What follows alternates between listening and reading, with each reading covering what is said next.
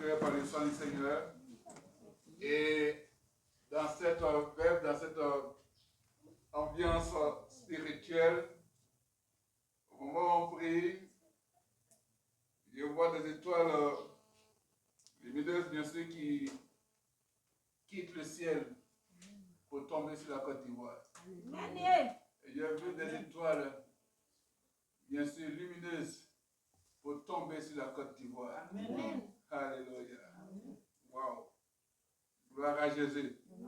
Gloire à Jésus. Matthieu chapitre 8, verset 1 à 14. Matthieu chapitre 8, verset 1 à 14. On se lève, on va écouter la parole de Dieu avec respect et considération. Tu vas voir cette victoire se réaliser dans ta vie au nom de Jésus-Christ. Matthieu chapitre 8, verset 1 à 14. Matthieu chapitre 8, verset 1 à 13. Gloire à Jésus. Alléluia. C'est un message important et merveilleux, glorieux et beau. Le thème, la clé de la guérison. La clé de la guérison. C'est le thème. La clé de la guérison. La clé, c'est à ouvrir. Et quand on ouvre, on rentre. Alléluia. Donc, la guérison a une clé. La guérison a une clé.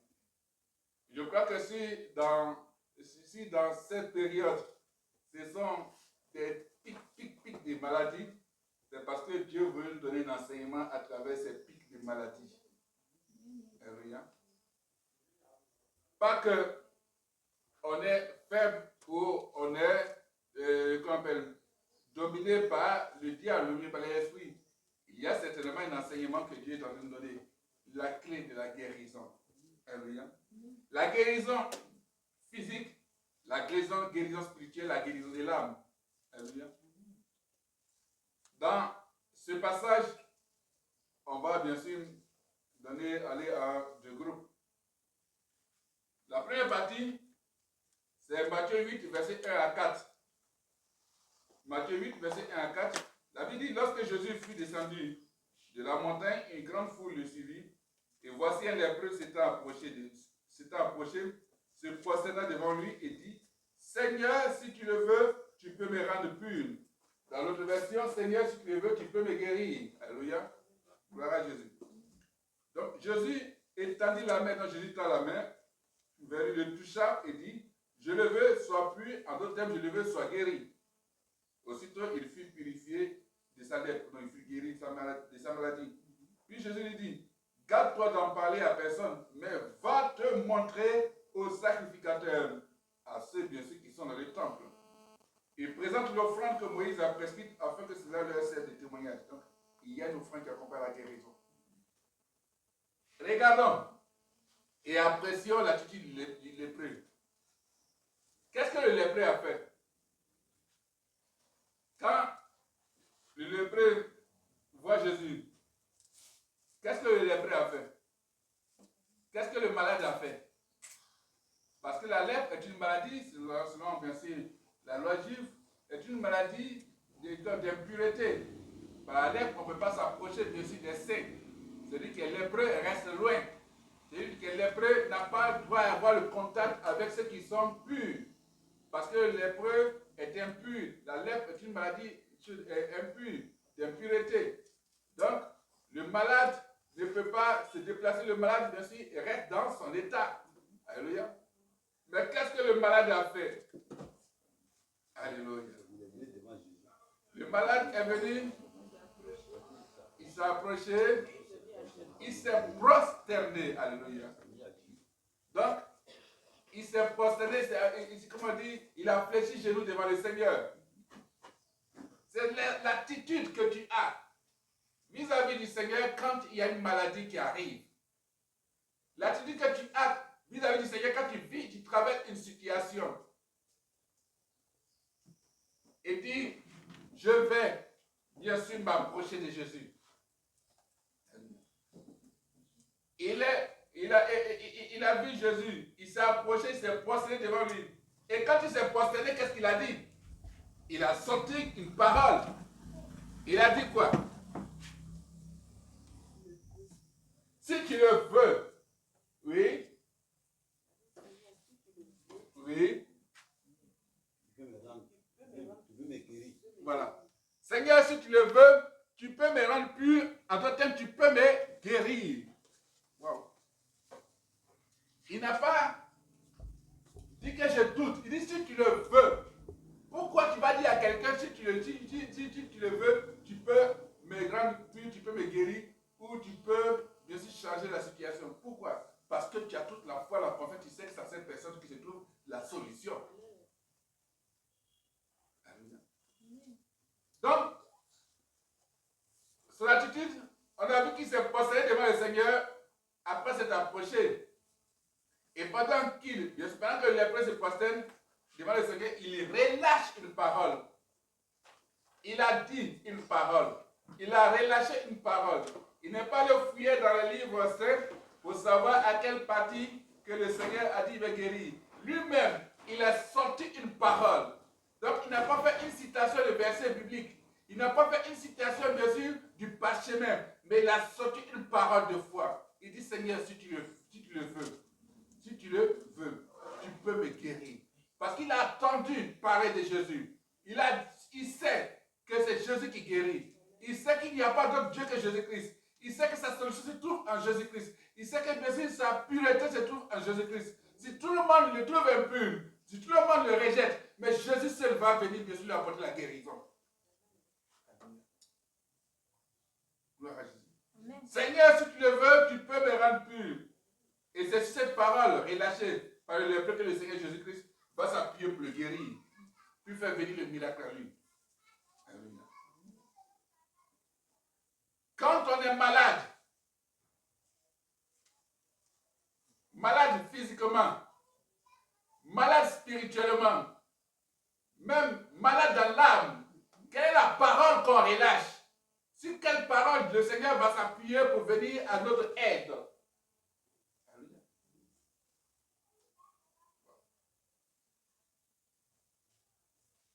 Sur quelle parole va s'appuyer le Saint-Esprit pour changer l'état de ta vie? Relâche la parole.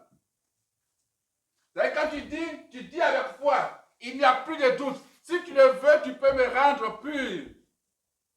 Alors que Seigneur, guéris-moi et je serai guéri. Jésus, sauve-moi et je serai sauvé.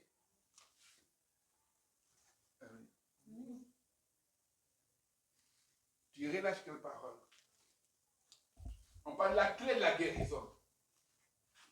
Donc, le lépreux, ce malade a compris, bien sûr que sa guérison dépendait de cette clé, sa parole.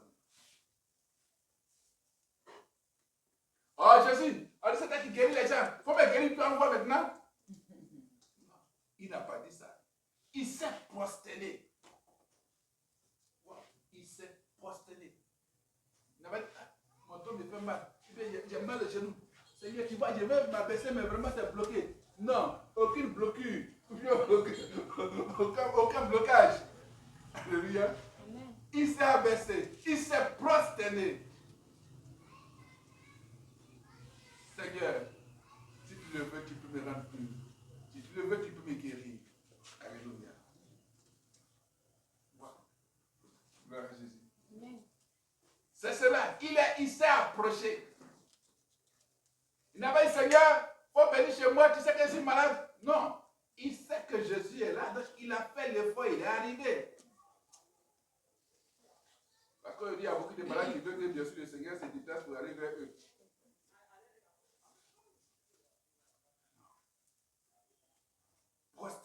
Prosterne-toi. Adore Jésus. Il a adoré Jésus. Il a adoré Jésus. Il n'a pas regardé à cette douleur. Il n'a pas regardé à sa situation. Il a adoré Jésus. Et il a relâché la parole.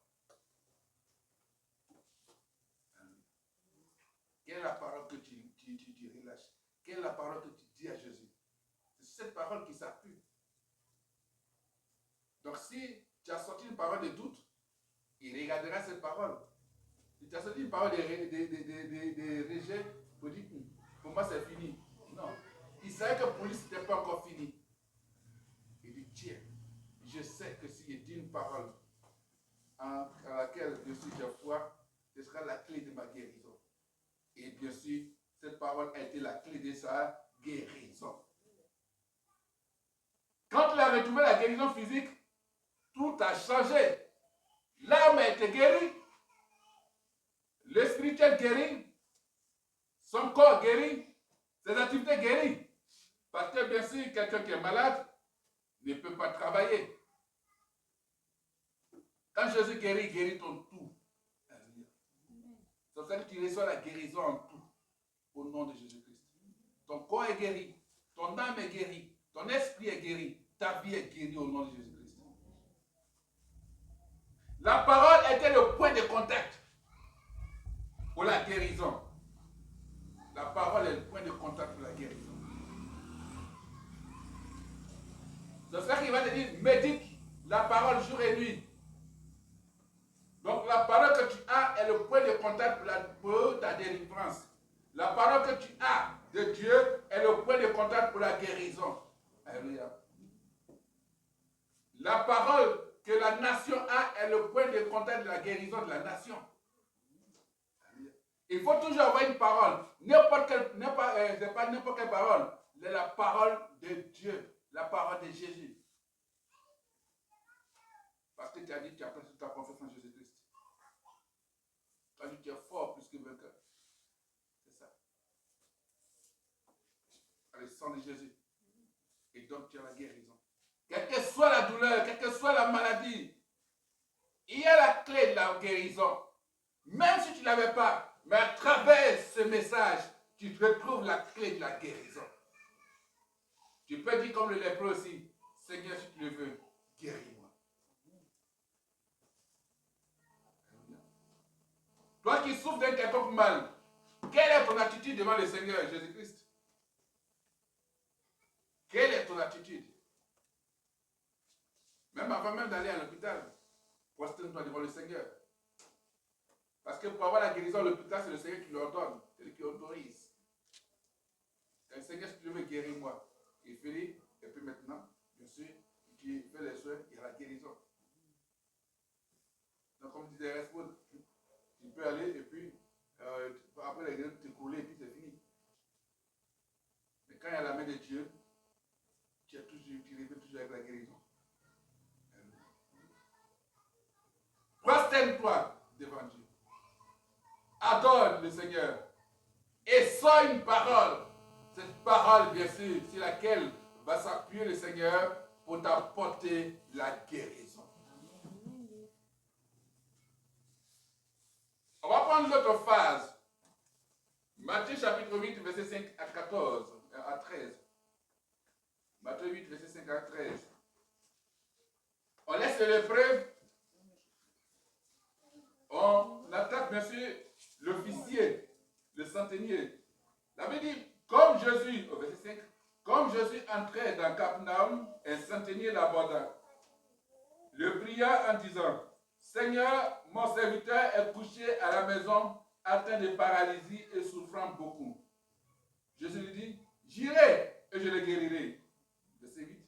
Le centenier répondit, Seigneur, je ne suis pas digne que tu entres sous mon toit, mais dis seulement un mot et mon serviteur sera guéri. Donc l'officier a répondu, Seigneur, je ne suis pas digne que tu entres sous mon toit, mais dis seulement un mot et mon serviteur sera guéri. Car moi qui suis soumis à des supérieurs, j'ai des soldats sous mes ordres, et je dis à l'un, va et il va, à l'autre, viens et il vient, et à mon serviteur, fais cela et il le fera, et il le fait. Après l'avoir entendu, Jésus fut dans l'étonnement. Et il dit à ceux qui le suivaient, je vous le dis en vérité, même en Israël, dans l'autre version, parole est même dans le temple d'Israël, même dans le temple, dans l'église, voilà.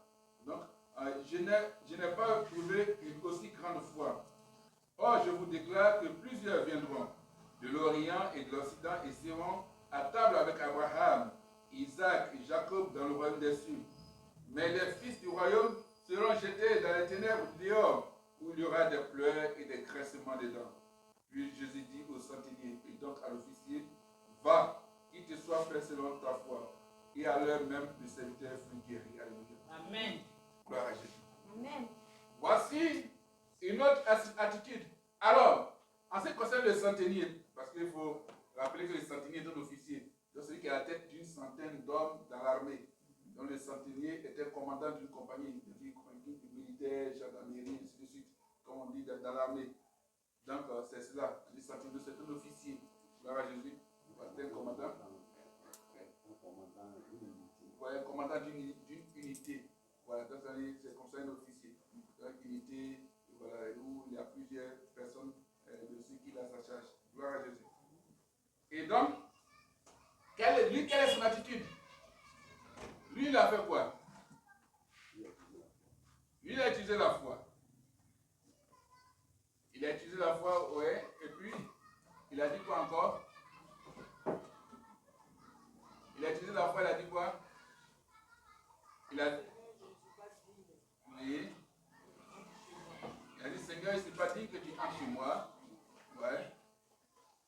Mais, dis seulement un mot.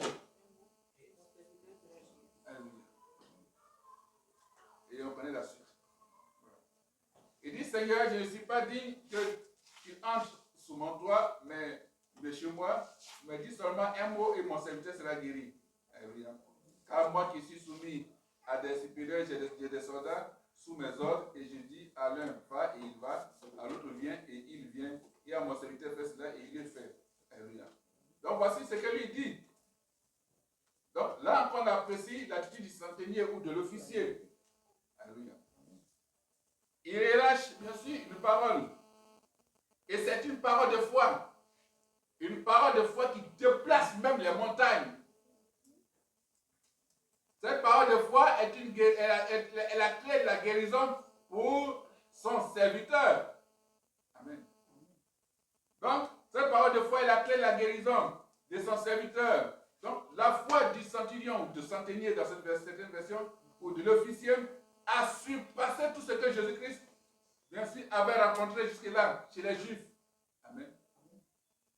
Car les Juifs, bien sûr, eux, qu'est-ce qu'ils faisaient? Ils associaient une grande sollicitude pour autrui à une grande confiance en Christ. C'est-à-dire qu'eux, ils avaient plus confiance à l'homme que, bien sûr, avoir confiance en Christ. C'est pour ça qu'ils avaient plus confiance, bien sûr, à l'homme qu'à lui.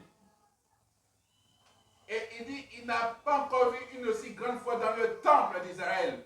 Il n'a pas encore vu une grande foi dans l'église. C'est-à-dire que des gens peuvent être même dans le temple et puis ne pas avoir confiance en Christ. Ils peuvent être assis dans le temple, lisant, prenant bien sûr la Bible, de Genèse à Apocalypse, lire tout, réciter les versets, mais n'ont pas confiance, les gens n'ont pas confiance bien sûr à la parole que Jésus-Christ a dit. Mais toi, tu n'as pas confiance à ça ici.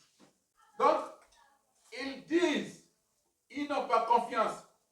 Le lépreux s'est approché, s'est prosterné, il a sorti une parole. Si tu le veux, tu peux me guérir. Le centenier, l'officier, bien sûr, Jésus s'approche et dit, je vais aller chez toi. Il dit, non, non, pourquoi tu es allé chez moi? Je ne suis même pas dit que tu arrives chez moi. Je ne suis pas dit que tu arrives chez moi. Et l'officier, un commandant. Il peut être capitaine, il peut être adjudant, chef, un commandant de brigade, et ainsi de suite. Colonel. Mais il dit, je ne suis pas digne que tu rentres sous mon toit, tu arrives chez moi. Moi, je donne des ordres à tel soldat, fais ceci, fais cela, va là-bas, il va là-bas. Viens ici, viens ici. Donc toi là, tu es au-dessus de nous tous. Donc si tu dis là, ça va s'accomplir. Il faut dire seulement un mot, il ne faut pas te déplacer. Une clé. Jésus ne regarde pas ailleurs. Il regarde la parole. Donc nous devons croire à la puissance du royaume. La parole du centenier. Donc l'officier est le point de contact de la guérison, bien sûr, du Seigneur, que le Seigneur apporte dans la vie de son serviteur. Amen. Amen. Donc la clé de la guérison est basée sur le point de contact qui est la parole. Et surtout sur ton attitude vis-à-vis du Seigneur Jésus-Christ. Ton attitude sur ce qu'on appelle vis-à-vis de son mandat. Comme disait monsieur le dirigeant du ministre du Seigneur qui vient vers toi.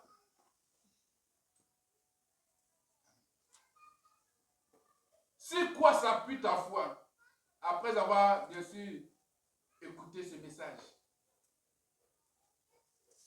La clé de la guérison, c'est la parole que tu prononces devant Dieu. L'officier a parlé.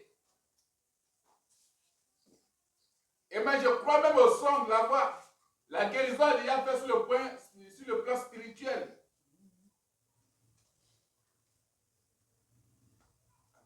Amen.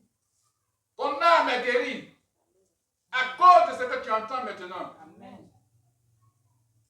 Quand ton âme est guérie, ton corps reçoit le message. Amen. Et l'esprit, bien sûr, vivifie dans ton corps pour redonner de la vigueur. Dans ce moment que, bien sûr, tout ce que tu prendras comme remède va trouver son efficacité. Si ton âme était attristée, ton âme retrouve la guérison. À travers la parole que tu prononces, à ta manière d'adresser au Seigneur Jésus-Christ. Si tu le veux, tu peux me rendre pur. Alléluia. Si tu le veux, tu peux me rendre pur. Mais il le veut. Jésus veut toujours nous guérir. C'est cela qu'il dit, même ceux qui sont dans le royaume, beaucoup seront jetés dans les ténèbres. Amen. Seront jetés dehors. Il faut parler comme ça. Il dit, mais les fils du royaume seront jetés dans les ténèbres du dehors, où il y aura des plaies, des grincements des dents. Parce que les fils du royaume sont en train de combattre, bien sûr, les envoyés du royaume. Donc c'est eux qui vont être jetés, parce que leur foi là, ils calculent ça. Or, celui qui est bien sûr dehors, quand il perd sa foi en Christ, il ne calcule pas, il ne réfléchit pas. Il vient, donc lui, il a droit à la table du Seigneur. Tu as droit à la table du Seigneur. Parce que ta parole te réconcilie avec le Seigneur. C'est ça la clé de la guérison. Une nation qui va être guérie doit s'appuyer, doit prononcer une parole sur laquelle le Seigneur Jésus-Christ doit s'appuyer pour guérir cette nation. Parce que toute fois que tu mettras Jésus-Christ hors de ta nation, tu ne verras pas de guérison. La preuve, c'est prosterner. Toi aussi, prosterne-toi devant Jésus-Christ. L'officier, quel que soit son rang, quel que soit son titre, il a dit, Jésus, je viens à toi. Il s'est déplacé, il est venu. Jésus dit alors, non, je ne vois pas chez moi. Je ne suis même pas digne. Quel que soit tout mon titre, quel que soit le titre ministériel, je suis ministre d'État, je suis préfet d'État, je suis sous-préfet d'État, je suis DG de temps, je suis commandant, je suis commissaire, je suis... Non, quel que soit mon titre, tu es au-dessus de moi. Dis un mot, dis seulement un mot, et celui qui est malade chez moi va guérir. Mais ce n'est pas seulement celui qui est malade chez moi, c'est le serviteur. Mais toi-même, tu reçois la guérison de Jésus-Christ. Amen. Ta famille est guérie au nom de Jésus-Christ. Amen. Parce que le serviteur a reçu la guérison, mais je suis sûr que toute la maison de cet officier a été guérie. À l'instant même, parce qu'il a une foi, il a cru en ses paroles. Gloire à Jésus. C'est quoi s'appuie ta foi? C'est quoi s'appuie ta foi? Si tu sais répondre à cette question, alors tu as là la clé de la guérison. C'est quoi s'appuie ta foi? Ta parole doit être la clé de guérison de ton âme. Ta parole doit être la clé de guérison de tes activités. Ta parole doit être la clé de guérison de ton pays. Alléluia. Si quelle parole de foi venant de nous peut amener le Seigneur Jésus-Christ à apporter et la guérison et le miracle dans notre vie.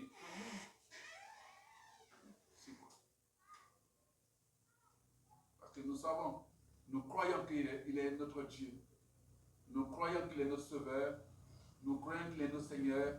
Nous croyons que nous avons tout en lui. Et bien sûr, nous croyons que c'est par lui que nous existons. Nous croyons qu'il vit en nous. Nous croyons que c'est lui qui nous guérit. Et nous croyons qu'il agit à tout moment pour nous. Nous croyons qu'il ne nous a jamais abandonnés. Qu'il ne nous a jamais délaissés. C'est sur cela que nous nous appuyons. C'est sur cela que nous avons confiance en lui. C'est sur cela que notre foi, bien sûr, est immense en lui. Or, il a dit que si vous avez la foi comme un grain de sénévé, un tout petit grain de sénévé, vous direz à cette montagne, ôte-toi de là. La montagne va bouger, va se déplacer, va partir. La maladie va partir. La maladie va changer de camp. La maladie change de siège. La maladie libère ton environnement. La maladie libère ton existence. La maladie libère ta présence. Parce que c'est le Saint-Esprit qui est présent en toi. La maladie libère ton âme. La maladie libère ton esprit. La maladie libère, bien sûr, la vie de tes enfants. Amen. Alléluia. Gloire à Jésus. Amen.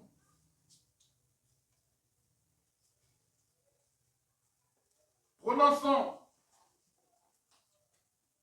cette parole qui est la clé de la guérison et nous serons guéris. Alléluia. Nous allons être guéris. Et rien ne peut empêcher la guérison d'arriver à nous. Rien. Rien. Ma fille, tu crois? Tu es guérie. Alléluia. C'est quand tu as la guérison spirituelle que physique arrive. Parce que si le Seigneur n'a pas sa main sur toi pour avoir la guérison, quels que soient tous les soins que tu vas faire, tu ne guériras pas. Et la mort viendra. Or, si Jésus t'a déjà guéri, alors tu peux aller chez le médecin, tu peux aller bien sûr faire tes traitements et tu verras bien sûr que tout va passer facilement. Alléluia.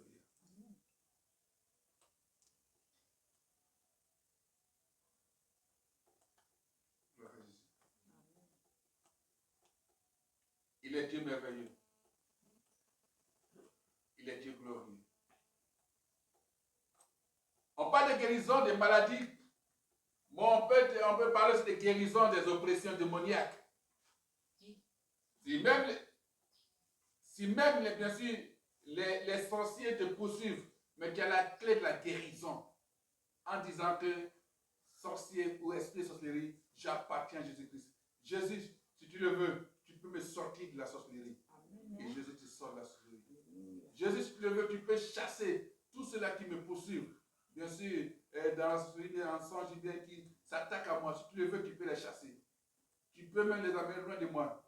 Jésus va regarder ta parole. Il va regarder ta foi. Parce qu'il regarde ta parole, il regarde l'état de ton cœur. Il regarde au fond de toi. Est-ce que ta foi véritablement correspond à ce que tu as dit? Si oui, alors il est fait. Amen. Alléluia. Gloire à Jésus. Je crois que Dieu nous guérit. Gloire à Jésus-Christ. Gloire à Jésus-Christ. Au-delà même des malades, au-delà même de la maladie, Dieu te guérit en 16 semaines. Et tu vas voir ce qui va se passer. Alléluia. En 16 semaines, Dieu te guérit. Et Dieu guérit bien sûr ta nation. Dieu te guérit. Gloire à Jésus-Christ. Gloire à Jésus-Christ. Tu vas dire merci au Seigneur. Tu vas dire merci. Dis Seigneur, si tu le veux, guéris-moi. Il va te guérir. Dis Seigneur, bien sûr, dis seulement un mot, guéris-moi. Il va te guérir. Et puis, bien sûr, après cela, on va proclamer. Prie, bien sûr, bien sûr. Prie pour que le Seigneur te visite. Dis un mot de guérison. C'est important. Gloire à toi, éternel Dieu Tout-Puissant, toi le Dieu qui nous guérit. Merci Seigneur, parce que je sais que tu nous as guéris. Merci Jésus, parce que je sais que tous les malades, Seigneur mon Dieu, sont guéris. Ceux qui nous suivent, Seigneur mon Dieu, sur nos différentes chaînes, quel que soit le type de maladie, Seigneur, reçois la guérison dans Jésus-Christ. Gloire à toi, Seigneur. Merci, Seigneur Dieu Tout-Puissant, parce que tu nous as montré la clé de la guérison. Tu voudrais, Seigneur, que nous t'invitons dans notre guérison. Alors, Seigneur, qui est infecté, Papa, dans la maladie, dans la situation que nous vivons, Seigneur, guéris-nous. À toi, Seigneur, la gloire. Merci, Seigneur. Au nom puissant de Jésus-Christ, nous avons prié sur le dossier. Nous disons Amen. Amen. Et la parole est la chose. La parole, bien sûr, est sur laquelle, ce que nous prononçons, ce qui nous amène à pouvoir voir Dieu se manifester. Parce que quand tu vas proclamer sur la base de la parole. Et dans Genèse chapitre 50, verset 23 à 25, Genèse 50, verset 23 à 25, la Bible, Joseph vit les fils d'Ephraïm jusqu'à la 3e génération. Et les fils de Maki, fils de Manassé, naquirent sur ses genoux. Joseph dit à ses frères, je vais mourir, mais Dieu vous visitera et il vous fera remonter de ce pays-ci dans le pays qu'il a juré de donner à Abraham, à Isaac et à Jacob. Joseph fit jurer les fils d'Israël en disant, Dieu vous visitera et vous ferez remonter mes eaux loin d'ici. En Job 42, verset 16, Job vécut après cela 140 ans et il vit ses fils et les fils de ses fils jusqu'à la 4e génération. Alléluia. Vous voyez, ce sont des paroles prononcées par ces vaillants, éminents, bien sûr, hommes de Dieu. Vaillants, bien sûr, serviteurs. Et des paroles ont été prononcées. Et Ils ont invoqué le principe de la bénédiction qui était relatif à la longévité de Dieu, des enfants de Dieu, qui, bien sûr, sont le produit de leurs entrailles. Alléluia. Donc, Dieu les a gardés en bonne santé. Le Seigneur les a gardés en bonne santé, alléluia, jusqu'à, bien sûr, la 4e génération, ainsi de suite. Et nous allons prier. Et comme tu es guéri, tu vas prier. Tu vas proclamer. Il est prêt à proclamer, il a parlé avec foi. L'officier a parlé avec foi, il a déclaré la parole. Toi aussi, là où tu es, tu vas proclamer, tu vas dire, au nom du Seigneur Jésus-Christ, je confesse que mes années traverseront les générations. Je confesse selon ce que la Bible dit que mon Dieu ne m'enlèvera pas au milieu de mes jours. Seigneur, toi dont les années durent éternellement, prolonge mes jours pour ta gloire. Seigneur, en ton nom, je proclame que je vivrai pour voir mes fils, mes petits-fils et les fils de mes fils, les fils de mes petits-fils, jusqu'à la 3e ou la 4e génération, comme Joseph et Job. Seigneur, je traverse les générations, les décennies, les années et les saisons. Seigneur, j'appelle à l'existence mon temps Kairos. Je confesse que mon heure est donc arrivée pour être révélé. Seigneur, je réaffirme que mon heure de manifestation est proche. Mon heure a sonné. Que tu me manifestes dans l'entretemps comme ton fils. J'abat donc les hauteurs, les raisonnements, les forteresses qui s'élèvent contre la connaissance de Dieu. Selon 2 Corinthiens chapitre 10. Verset 5. À l'instant même, au nom de Jésus-Christ, Seigneur, en ton nom, je rentre dans mon temps Kairos. Parce que je dépasse le temps Chronos. Seigneur, je proclame que le temps me favorise en cette année et dans l'année à venir. Seigneur, je confesse que le temps me fait du bien. Seigneur, je rachète le temps et tout ce que j'ai perdu, tant sur le plan spirituel, moral, matériel, économique, physique, que professionnel. Seigneur, ouvre mes yeux.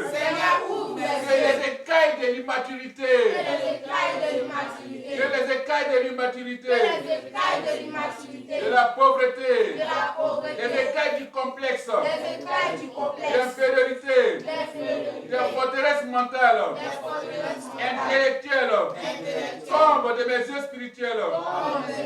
Je déclare qu'elles sont détruites à l'instant même, au nom de Jésus-Christ. Seigneur, fais couler sur moi l'huile du Saint-Esprit, source de grandeur, l'onction qui me fait posséder le temps. Seigneur, aide-moi à prendre possession du temps à travers le fruit de mes labeurs. Seigneur, quand mon âge sera avancé, permets que je puisse donner des instructions approprié à mes héritiers, qui vont continuer la marche afin de posséder toutes mes richesses et bénédictions. Seigneur, comme Joseph prophétisa, je confesse que tu me visiteras, que tu te souviendras de moi, car cette année est mienne, car cette année est mon année, car cette année est l'année de ma gloire, car cette année est l'année de la gloire de mon pays. Merci Seigneur, parce que tu me guéris. À travers la parole que j'ai prononcée, j'ai donné la clé de la guérison. Merci Seigneur, au nom de Jésus-Christ, je suis exaucé et je dis Amen. Dis merci au Seigneur. Je suis fort, fort, oui, plus que vainqueur par le sang de Jésus. Je suis fort, fort, oui, plus que vainqueur par le sang de Jésus, mon sauveur. Jésus brisé du péché, le pouvoir ensemble. La force est en Christ. Alléluia.